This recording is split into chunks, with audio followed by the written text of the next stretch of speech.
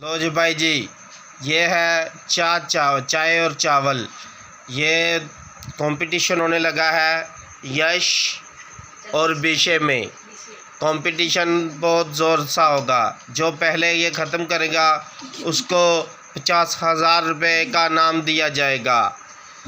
Start. यश और विषय का कंपटीशन हो रहा है।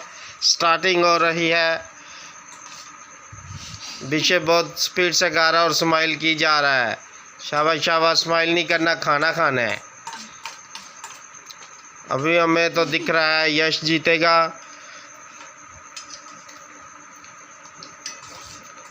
आपके सामने ये वीडियो चल रही है। विषय ने भी बहुत सारा बुग्गा अपना भर लिया है और देखते हैं कितनी देर में ये ख़त्म करते हैं। देखो, यश के थोड़े से रह गए हैं और विषय के अभी बहुत सारे पड़े हुए हैं। विषय तो लग रहा है जैसे हारेगा। अभी विषय ने स्पीड बहुत ज़्यादा पकड़ी है और यश भी अभी अपने ख़त्म करने वाला ही है।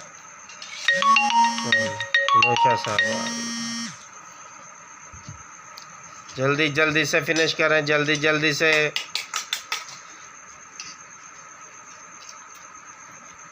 यश ख़त्म करने वाला। ये आखिरी जो निवाला उसका रह गया है। विषय हार जाएगा। विषय का भी बहुत सारे पड़े हैं।